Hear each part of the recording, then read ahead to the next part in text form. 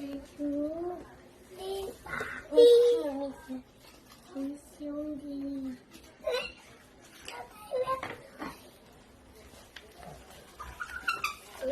งมีอะไรอยู่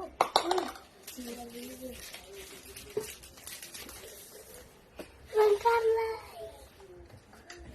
มันนี่แต่ว่าจะเสริมประชมนี่แต่ว่าจะสมแล้วประชมแล้วเลยนี่จะประชมจุด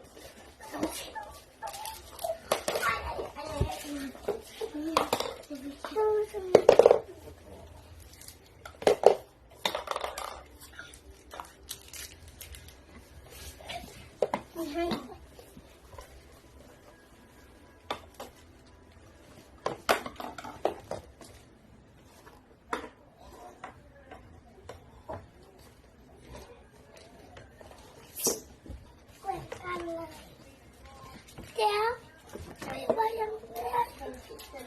ทำไมมึงไม่ถูกความนึง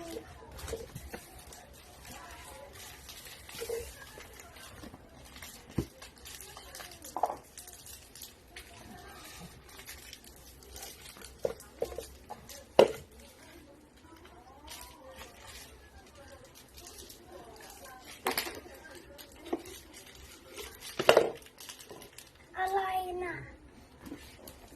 จะไปดูแต่เช็ดแว่นค่ะเป็นไหนลองใส่สิมันหล่อหรือเปล่าขนลูกอันไหนดีขนลูกอันไหนก็จะใช่ไหมของลูกทีใส่ไม่ได้ใส่ได้สิครับมาเมื่อกี้ยูเสียเว้นตาเอาเล็กไปมันต้องเห็นมันแม่ทำให้นี่มันหยดใหญ่ๆ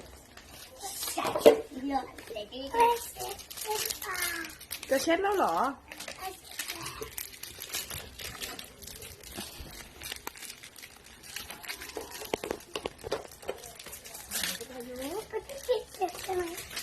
โอ้โห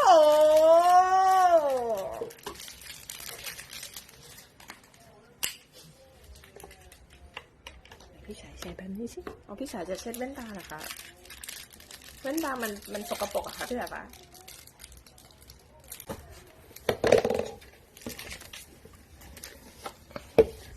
บัตรอีกหนึ่งหายไปไหนอ่ะอยู่ไหน